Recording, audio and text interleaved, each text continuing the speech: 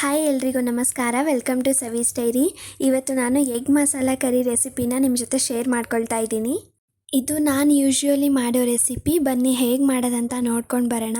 First ಒಂದು ಬಾಣಲೆಗೆ ಒಂದು 2 spoon ಆಗೋಷ್ಟು ಎಣ್ಣೆ ಹಾಕ್ಕೊಂಡು ಅದಕ್ಕೆ ಒಂದು ಅರ್ಧ ಟೀ ಸ್ಪೂನ್ ಆಗೋಷ್ಟು ಖಾರದ ಪುಡಿ, ಒಂದು ಚಿಟಿಕೆ ಅರಿಶಿನ ಮತ್ತು ಒಂದು ಅರ್ಧ ಟೀ ಸ್ಪೂನ್ ಆಗೋಷ್ಟು ಉಪ್ಪು ಹಾಕ್ಕೊಂಡು ಬೇಯಿಸಿಟ್ಕೊಂಡಿರೋ ಮೊಟ್ಟೆನ ನಾನು ಚಾಕುವಲ್ಲಿ ಈ ಥರ ಲೈನ್ಸ್ ಮಾಡಿಕೊಂಡು ಫ್ರೈ ಮಾಡ್ಕೊಳ್ತೀನಿ.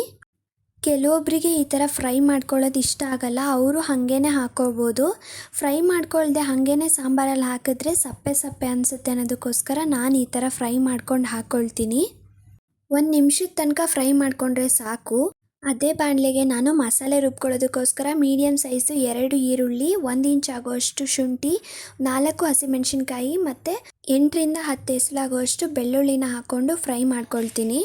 ಈರುಳ್ಳಿ ಮೆತ್ತಗಾದ ತಕ್ಷಣ ಉದ್ದುದ್ದು ಕಟ್ ಮಾಡಿರೋ ಒಂದು ಟೊಮ್ಯಾಟೊ ಮತ್ತು ಸ್ವಲ್ಪ ಪುದೀನಾನು ಹಾಕ್ಕೊಳ್ತಾ ಇದ್ದೀನಿ. ಪುದೀನ ಒಣಗೋಗಿತ್ತು, ಆದರೆ ಫ್ಲೇವರ್ ಇರುತ್ತಲ್ವ ಅದಕ್ಕೋಸ್ಕರ. ಮತ್ತು ಸ್ವಲ್ಪ ಕೊತ್ತಂಬರಿ ಸೊಪ್ಪು, 1 ಸ್ಪೂನ್ ಆಗೋಷ್ಟು ಧನಿಯಾ ಪೌಡ್ರ್ ಹಾಕ್ಕೊಳ್ತಾ ಇದ್ದೀನಿ.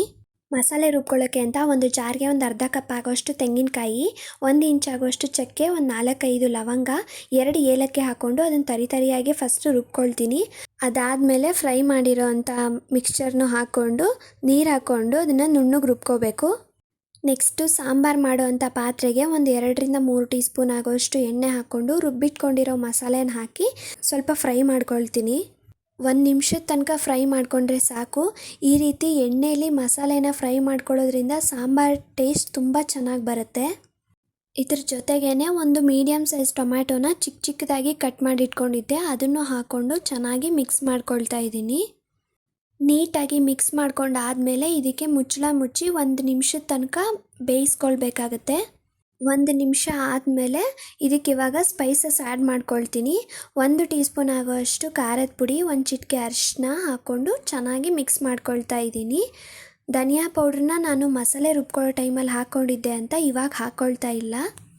ಸ್ಪೈಸಸ್ ಹಾಕಿ ಚೆನ್ನಾಗಿ ಮಿಕ್ಸ್ ಮಾಡ್ಕೊಂಡಾದಮೇಲೆ ಇವಾಗ ಇದಕ್ಕೆ ನೀರು ಆ್ಯಡ್ ಮಾಡ್ಕೊಳ್ತಾ ಇದ್ದೀನಿ. ಕನ್ಸಿಸ್ಟೆನ್ಸಿ ನೋಡಿಕೊಂಡು ನೀರು ಆ್ಯಡ್ ಮಾಡ್ಕೊಳ್ಬೇಕಾಗತ್ತೆ. ಬೇಯಿಸಿರೋ ಮೊಟ್ಟೆ ಬೇಡ ಅಂತಂದರೆ ಮೊಟ್ಟೆನ ಸಾಂಬಾರಿಗೆ ಒಡೆದು ಕೂಡ ಹಾಕ್ಕೊಳ್ಬೋದು. ಆದರೆ ಸಾಂಬಾರು ಕನ್ಸಿಸ್ಟೆನ್ಸಿ ತೆಳು ಇಟ್ಕೊಂಡು ಮೊಟ್ಟೆ ಒಡೆದು ಹಾಕ್ಕೊಳ್ಬೇಕಾಗತ್ತೆ. ಇಲ್ಲ ಅಂದರೆ ಗ್ರೇವಿ ತುಂಬ ತಿಕ್ಕಾಗಿಬಿಡುತ್ತೆ. ಲಾಸ್ಟಲ್ಲಿ ಇದಕ್ಕೆ 1.5 ಟೀ ಸ್ಪೂನ್ ಆಗೋಷ್ಟು ಉಪ್ಪು, ಒಂದು ಅರ್ಧ ಟೀ ಸ್ಪೂನ್ ಆಗೋಷ್ಟು ಗರಂ ಮಸಾಲ ಹಾಕ್ಕೊಳ್ತಾ ಇದ್ದೀನಿ. ಗರಂ ಮಸಾಲ ಆಪ್ಷನಲ್ಲು, ಬೇಕಿದ್ದರೆ ಹಾಕ್ಕೊಳ್ಬೋದು, ಇಲ್ಲ ಅಂದರೆ ಸ್ಕಿಪ್ ಮಾಡ್ಕೋಬೋದು. ಗರಂ ಮಸಾಲ ಅಥವಾ ಎಗ್ ಮಸಾಲ ಯಾವುದಾದ್ರೂ ಕೂಡ ಹಾಕ್ಕೋಬೋದು ಬೇಕು ಅಂತಂದರೆ. ಸಾಂಬಾರು ಕನ್ಸಿಸ್ಟೆನ್ಸಿ ನೋಡಿ ಈ ರೀತಿ ಇದ್ದರೆ ಸಾಕಾಗತ್ತೆ. ಇದಕ್ಕಿಂತ ತೆಳು ಮಾಡಿಕೊಂಡ್ರೆ ಚೆನ್ನಾಗಿರಲ್ಲ. ಮಸಾಲೆ ಎಲ್ಲ ಹಾಕ್ಕೊಂಡು ಚೆನ್ನಾಗಿ ಮಿಕ್ಸ್ ಮಾಡ್ಕೊಂಡಾದಮೇಲೆ ಲೋ ಫ್ಲೇಮಲ್ಲಿ 5ರಿಂದ 6 ನಿಮಿಷ ಸಾಂಬಾರನ್ನ ಕುದಿಸ್ಕೊಳ್ಬೇಕಾಗತ್ತೆ. ಅದಾದಮೇಲೆ ನಾನು ಫ್ರೈ ಮಾಡಿ ಇಟ್ಕೊಂಡಿರೋ ಅಂಥ ಎಗ್ ಹಾಕ್ಕೊಂಡು ಸ್ವಲ್ಪ ಹೊತ್ತು ಕುದಿಸ್ಕೊಳ್ತೀನಿ. ಮೊಟ್ಟೆ ಹಾಕಿದ ಮೇಲೆ ಒಂದು 2ರಿಂದ 3 ನಿಮಿಷ ಸಾಂಬಾರನ್ನ ಕುದಿಸ್ಕೊಂಡ್ರೆ ಸಾಕಾಗುತ್ತೆ.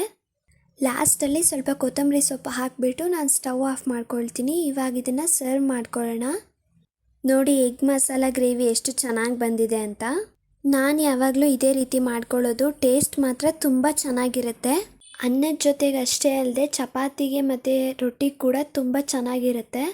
ತುಂಬ ಥರ ಎಗ್ ಮಸಾಲನ ಟ್ರೈ ಮಾಡಿರ್ತೀರ. ಡಿಫ್ರೆಂಟ್ ಟೇಸ್ಟ್ ಮತ್ತು ಬೇಗ ಆಗಬೇಕು ಅಂತಂದರೆ ಈ ಥರನೂ ಒಂದ್ಸಲಿ ಟ್ರೈ ಮಾಡಿ ನೋಡಿ. ಟ್ರೈ ಮಾಡಿದ್ರೆ ಹೇಗಿತ್ತು ಅಂತ ನನಗೆ ಕಮೆಂಟ್ ಮಾಡಿ ತಿಳಿಸಿ. Thank you so much. Bye by.